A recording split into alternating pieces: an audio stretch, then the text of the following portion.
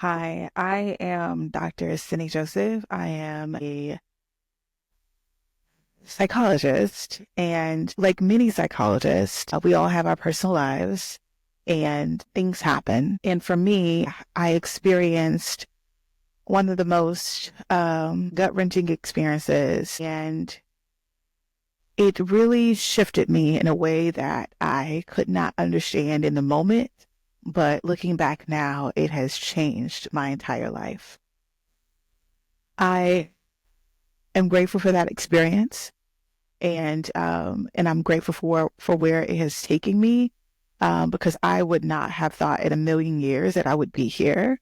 I start off my introduction in stating that I am a psychologist because sometimes I think about my experiences through those lenses and where it takes me. What are my belief systems? How do I manage it?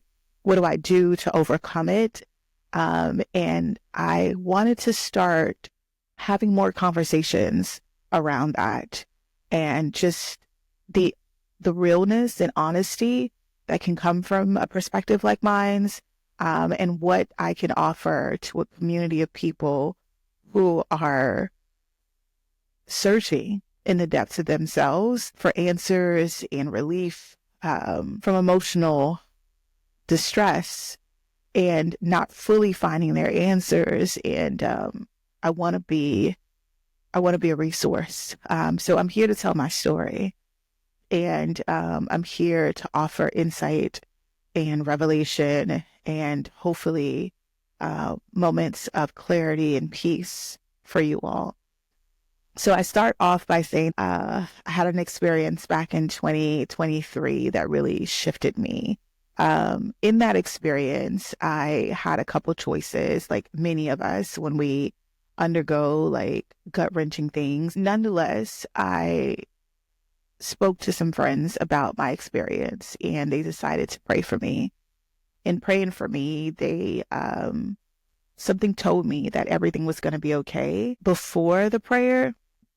And when they prayed for me, that like really solidified that for me. And I also had like a thought, like, I need to get back to my affirmations. And after the prayer, one of my friends suggested, hey, you should do affirmations. And I was like, I was just thinking that. And she offered a book that I should read. And so I was really, really open because I really needed some relief. And so I started my affirmations. And the book that she suggested, I had started it the next day. But that night, I remember saying to myself, remember when you felt like that everything was going to be okay before the prayer? And then after the prayer, it felt like it was solidified. I said to myself, you know what? I'm just going to completely surrender. Um, I'm going to completely surrender. And in surrendering, I felt the ultimate peace, the most ultimate peace I have ever experienced. Um, the nights prior to that, I whirled in like constant, like overthinking, rumination, racing thoughts, just like replaying the negative over and over and over from different angles, of course. Um, and that night I had slept peacefully. I didn't have any issues falling asleep, staying asleep. I dreamt no dreams. And previously I would have dreamt so many different dreams and felt nothing.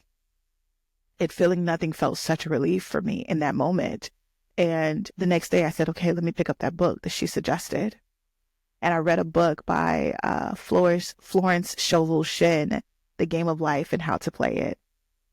And that book, I don't know if it was, I'm just in a place of just like openness at the time, but I read that book and I like, it was like I ate everything. Like it was just every morsel of it just really spoke to me. It felt like she was speaking directly to me and to my life. And that led me on a journey of reading over 30 books, one after the other, after the other, after the other, after the other. And I felt myself shifting and changing. My energy was different. It was so elevated. And I would read book after book, and then there would be other videos that I would watch online. And things have been really different for me. But that started my journey of meditating. And that's what this episode is about. Meditating twice a day for a year, for about 30 minutes each time. And I wanted to talk about the level of clarity that you can reach with meditation. And it's something that we often offer in therapy, and seeing the benefits of it on a long-term continual basis is incredible. But before I get into my experience with meditation, I wanted to speak more on the benefits of deep breathing. Deep breathing is a very natural thing that we do. However, I often tell clients that when you deep breathe, it is the most effective way to reverse your fight or flight response without medication, for anybody who's managing anxiety.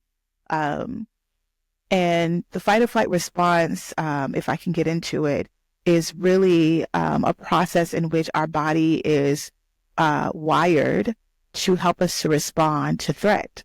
And there's the middle part of our brain. I like to talk about it in this kind of way, but there's like a middle part of our brain. If you think about evolution, and evolution starting from the middle and growing out, the middle part of our brain is the most archaic part of our brain, the oldest part of our brain. And then the outward part of our brain, the frontal lobe, is the more advanced part of our brain. So the frontal lobe controls language, logic, creativity. And then the middle part of our brain controls a lot of what other animals have. And that's why it's the most archaic part of our brain. Other animals and rodents have this part of our brain, and it controls emotion, your heart rate, your libido, your memory, all your hormones, adrenaline. It also controls your sleep and wake cycle as well. But your adrenaline and your ability to remember and your engagement with like emotions and all of that is part of this midbrain. And when you have like a fight or flight experience, meaning you're confronted with a threat, that is activated. And when it's activated, it remembers everything that occurred in that moment. It releases hormones such as adrenaline to get your heart racing. And now that your heart is pumping and it's moving blood to your extremities, like your arms and your legs, because you have to do one of three things: fight, flight, or freeze. So your blood is pumping, but then you're also sweating, because what if you have to run and you get overheated and your body needs to be able to ventilate itself and cool itself off. And so it sweats to do that. And so that is your fight or flight response. But because your breathing is very shallow, you get a lot of like racy thoughts, but not a lot of clarity in thought because of that as well. And what deep breathing does, you're doing something where you're taking in more oxygen, and it goes down to the cell level, and it expands your blood vessels and allows your muscles to not constrict as much, because in your fight or flight response, you're getting a lot of tension in your neck and shoulders and such. In case you have to fight, you want to clench your jaw and clench your fist, and when you're in that fight or flight mode. But it releases that and allows your muscles to relax. When your blood vessels are a little bit more expanded, it's not constricted, and so blood is flowing a lot better. Because it's flowing a lot better, your heart doesn't have to work as much, and it's not pumping as hard. You're not sweating because you're not moving. You're in a relaxed state. It really reverses the entire fight or flight response for you.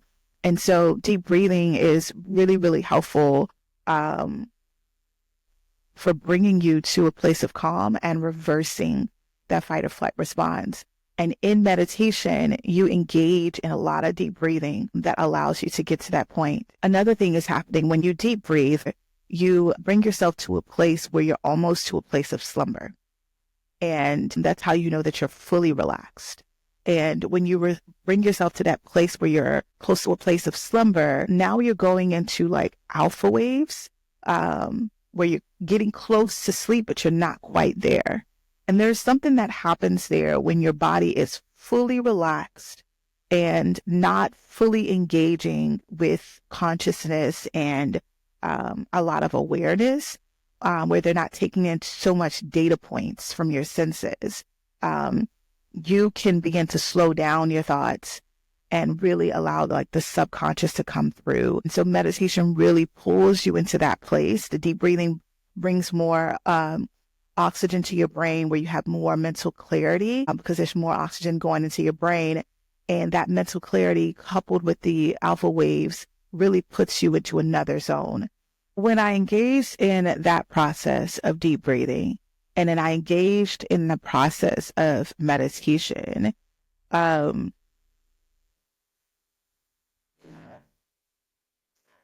lot of things happened. A lot of things happened for me, and I did this for twice a day. I noticed that I would feel like my dominant state was one in which I was always kind of relaxed and at ease. And that is important because when it's time to make decisions with stressors that come into life, you want to make those decisions from a point of like, my cup is empty, so to speak, versus full, if that makes sense. So I'm not irritable. I'm not frustrated. I don't already have 10,000 things on my plate. And then I'm making a decision about whether or not we should go here or do this, or this inconvenience occurred. And now I have to like figure out what next to do to push myself out of that place of inconvenience. So I noticed that my dominant state moved into a place of relaxation and calmness.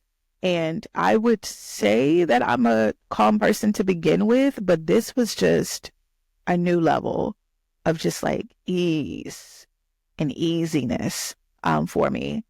This brings me to a place of like prayer and learning about prayer and the purpose of prayer and how to pray, which I think I'll get into more. But for the sake of this episode, I wanted to talk about how I felt like God communicated with me more through meditation than any other time in my life. And we engage in prayer so often, and it feels like it's a one-way communication where it's us talking to Him or universe or whatever your placement or word is for God. But meditation allowed me to be in a place where I received from Him. And for me, that mental clarity was my receiving from Him, if that makes sense. So I would have questions, and I would ask those questions during meditation, and I would get answers. I would get answers either through the meditation or right up out of coming from the meditation.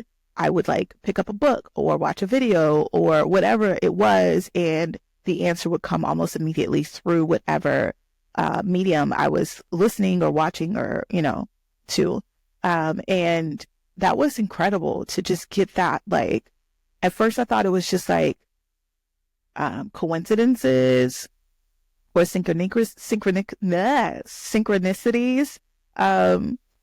But I realized after it kept happening over and over and over, like I just had to accept for a point in time, like, this is a thing. And this is what's happening.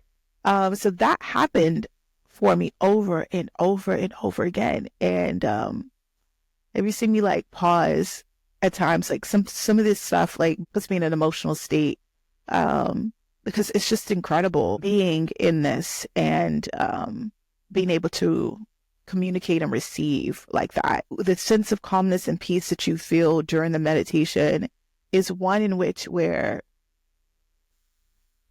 it's an overwhelming sense of peace.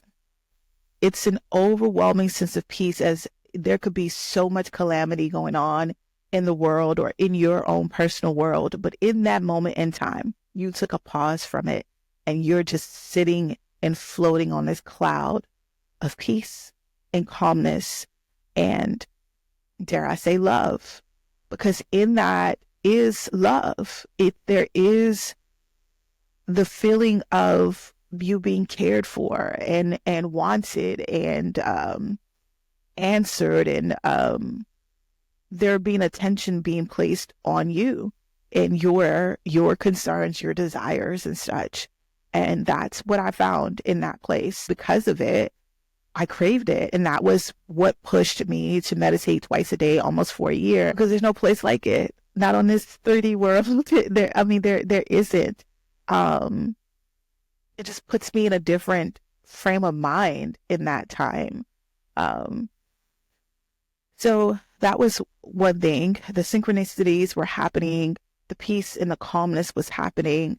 I was also getting clarity. I was also getting my questions answered.